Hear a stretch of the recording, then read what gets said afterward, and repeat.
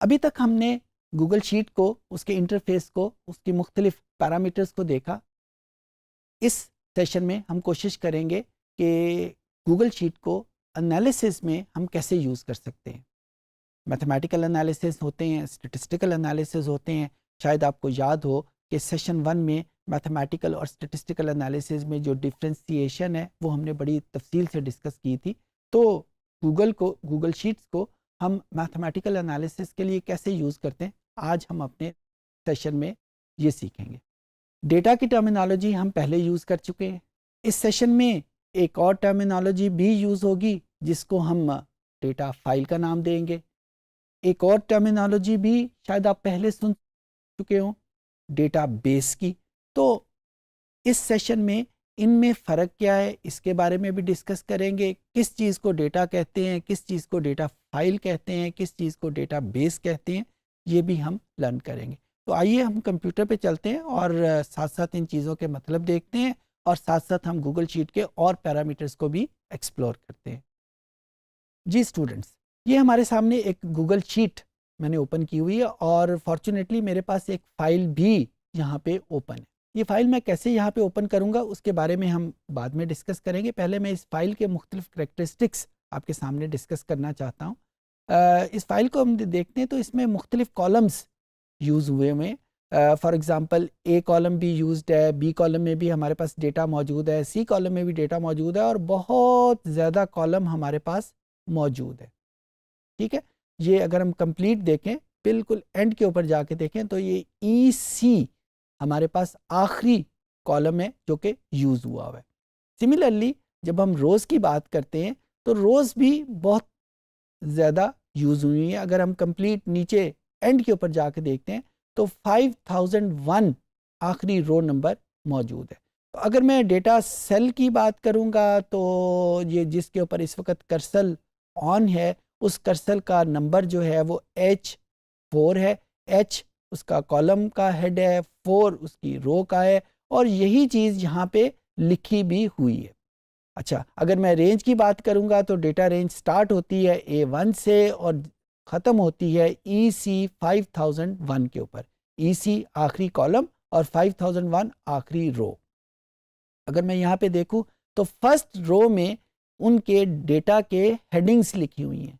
हर data column की heading लिखी हुई है। तो डेटा बेसिकली स्टार्ट होता है सेकंड रो से। अगर मैं इस चीज़ को आपस में इसमें शामिल करूं तो मेरे पास टोटल डेटा जो है वो 5000 रोज़ के ऊपर मौजूद है, जबकि एक रो फर्स्ट रो है वो उसकी हेडिंग के बारे में। अगर आपको याद हो तो सेकंड सेशन में हमने डिस्कस किया था डेटा या डेटा डेफिनेशन के बारे में। डेटा हर उस फैक्ट या फिगर को कहते हैं जिसमें कोई कॉन्टेक्स्ट शामिल हो। तो यहाँ पे हर कॉन्टेक्स्ट, हर नाम जो है वो उसके फर्स्ट रो में लिखा हुआ है। तो इसका मतलब है कि जेंडर के नीचे जो भी चीज़ें 102, टाउन साइज़ के नीचे 254, एज के नीचे 20, 22, ये सारा डेटा है। और ये क्यों डेटा है? क्योंकि हर एक का कॉन्टेक्स्ट यहाँ पे अलहदा-अलहदा उसकी हेडिंग के तौर के ऊपर मौजूद है। अच्छा, यहीं पे मैं एक और टर्मिनोलॉजी आपके सामने इंट्रोड्यूस करता हूँ जिसको हम डेटा फाइल कहते हैं। जब हम डेटा फाइल का वर्ड बोलते हैं तो वो एक डेटा को एक ख़ास सीक्वेंस में रखने का नाम है। वो क्या सीक्वेंस है कि जब भी हम उस कॉन्टेक्स्ट की बात करेंगे तो वो हमेशा कॉलम्स में आएगा और जब भी हम वो डेटा किस के लिए इकट्ठा हुआ है वो हमारे पास रो में आएगा। इसको मैं एक और एग्जांपल के साथ आपके सामने रखता हूँ। डेटा कैसे इकट्ठा होता है? डेटा हमेशा एक क्वेश्चनियर से इकट्ठा होता है। क्वेश्चनियर क्या चीज़ होती है? हमारे पास एक पीस ऑफ पेपर है जिसके ऊपर चंद एक क्वेश्चन लिखे होते हैं। फॉर एग्जांपल मेरे पास एक क्वेश्चनियर है जिसमें सिर्फ 3 क्वेश्चन है, जेंडर, नेम और एज। एक क्वेश्चनियर है, मिसाल के तौर पे मैं ले रहा हूँ, 3 क्वेश्चन है। उस क्वेश्चनियर को मैंने एक 20 बंदों के ग्रुप के वो पकड़ा दिया कि वो हर बंदा उसको फिल कर देगा। अच्छा, जब by the end of the day मेरे पास क्या होगा कि मेरे पास 20 क्वेश्चनियर आ जाएंगे। दूसरे मानों में मेरे पास 3 क्वेश्चंस का डेटा हर रिस्पोंडेंट के हवाले से आ जाएगा। अच्छा, अब ये दो चीज़ें साथ साथ चल रही हैं। एक ये है 3 क्वेश्चंस और एक आ रहा है कि number of respondent. Data file में ये दोनों चीज़ों का जिक्र होना लाजमी है। हम कैसे करेंगे? जब हम क्वेश्चंस की बात करते हैं उसको हम गूगल शीट में वेरिएबल हेडिंग की बात करते हैं, यानी वेरिएबल की बात करते हैं। तो कॉलम्स में जब हम रखेंगे तो वेरिएबल को शामिल करेंगे, यानी उस क्वेश्चनियर की जब मैं गूगल शीट डेवलप करूंगा तो मेरे पास आ जाएंगे 3 कॉलम्स, और उन 3 कॉलम्स की हेडिंग क्या होंगी? पहली हेडिंग होगी जेंडर, दूसरी हेडिंग क्या होगी? नेम, तीसरी हेडिंग क्या होगी? एज। क्योंकि 3 ही क्वेश्चन थे उस क्वेश्चनियर में, तो 3 मेरे पास कॉलम आ जाए। दूसरी चीज 20 रिस्पोंडेंट जिन्होंने उसको फिल किया है। तो जब मैं गूगल शीट की बात करूंगा तो गूगल शीट में 20 रोज ये कवर कर जाएगा।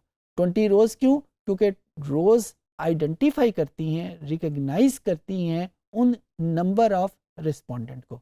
तो बेसिकली मैं आपको कहना क्या चाह रहा हूं कि जब मैं डेटा फाइल का वर्ड बोलूंगा तो लाजमी तौर के ऊपर एक क्वेश्चनियर होगा जिसकी बेस के ऊपर वो डेटा फाइल डेवलप होगी।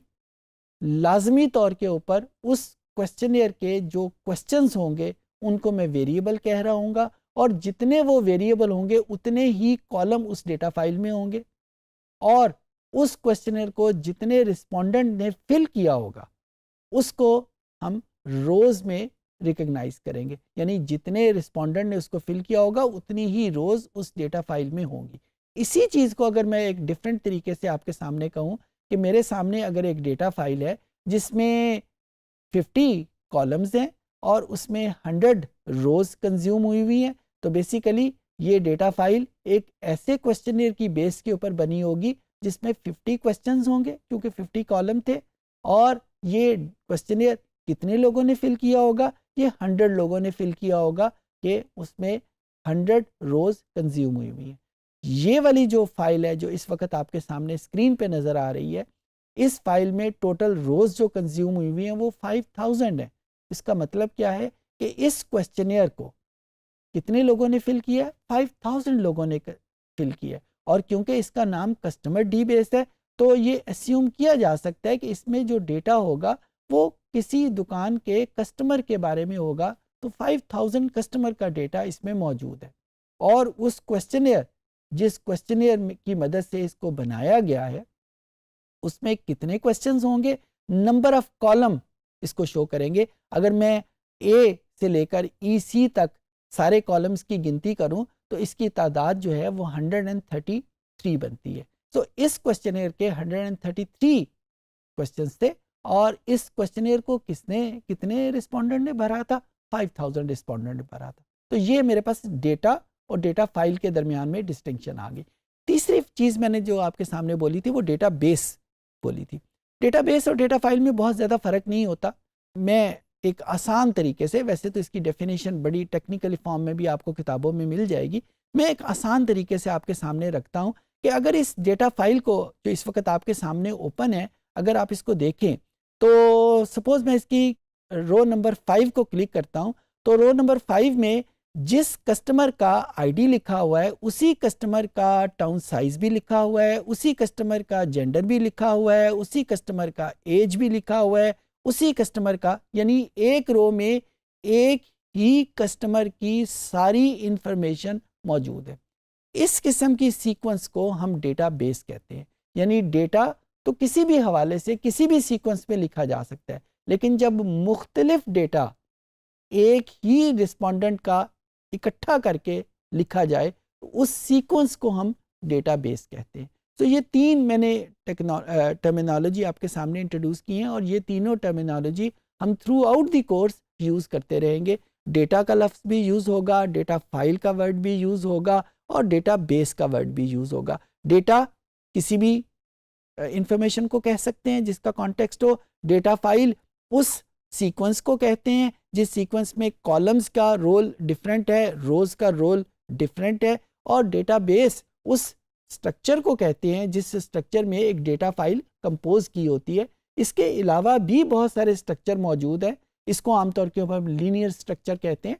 तो इस लीनियर स्ट्रक्चर के अलावा भी बहुत सारे स्ट्रक्चर मौजूद हैं। इस वक्त जो आपको सामने नज़र आ रहा है वो एक डेटाबेस का लीनियर स्ट्रक्चर है कि एक लाइन में सारे के सारे एट्रीब्यूट एक रिस्पोंडेंट के मौजूद है। और जब हम दूसरी लाइन पे जाते हैं तो दूसरा कस्टमर आ जाता है, तीसरी लाइन पे जाते हैं तो तीसरा कस्टमर आ जाता है। तो ये डेटाबेस एक डेवलप हो रही है। एक और चीज़ जो यहाँ पे बहुत इंपॉर्टेंट है, अगर आप एक वेरिएबल जिसका नाम जेंडर है और जो डी कॉलम में लिखा हुआ है उसको देखें तो जेंडर के नीचे 1 और 0 लिखा हुआ है। हम किसी से उसका जेंडर पूछते हैं, आपका जेंडर क्या है, तो वो हमें जवाब देता है मेल या फीमेल में। कभी उसका जवाब ये नहीं हुआ कि ये उसका जवाब 1 या 0 है।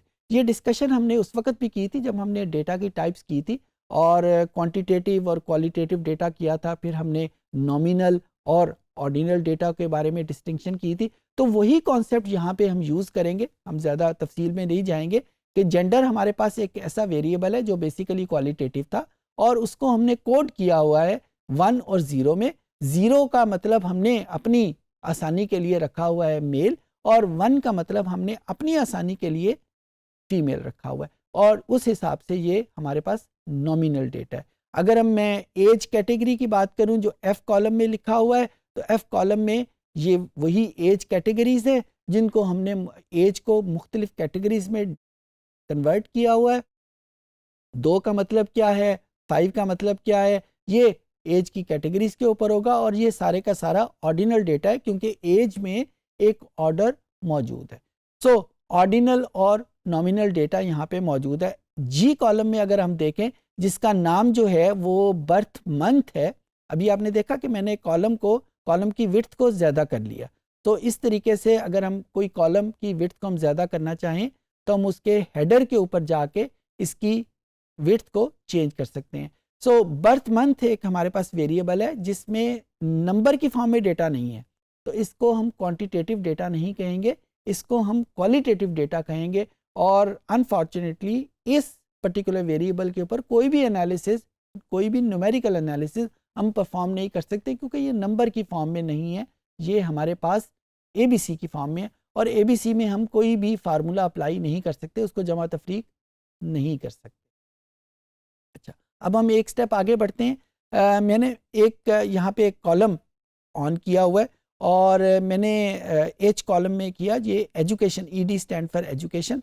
जो ही मैं इसकी वैल्यू में कोई वैल्यू शेड करता हूँ, कोई एरिया हाईलाइट करता हूँ, तो ये किस रेंज को मैंने हाईलाइट किया हुआ है। अगर मैं इस रेंज को आइडेंटिफाई करना चाहूँ तो रेंज बनेगी। रेंज का नाम मतलब हमने लास्ट सेशन में सीखा था कि ग्रुप ऑफ सेल्स को कहते हैं। तो ये ग्रुप ऑफ सेल्स शुरू कहाँ से होता है, ये H2 से स्टार्ट होता है और ये कहाँ तक जाता है, ये H10 तक जाता है। सो H2 से H10 तक हमारे पास रेंज है। अगर हम नीचे देखें तो इस स्क्रीन के बॉटम के ऊपर इस रेंज का सम लिखा हुआ आ रहा है, सम इज इक्वल टू 137। ये 137 किस चीज़ का सम है, यहाँ पे H2 से लेकर H10 तक जितनी भी वैल्यूज़ हैं अगर मैं इसको सम करूँ तो ये मेरे पास यहाँ पे लिखा हुआ आ गया।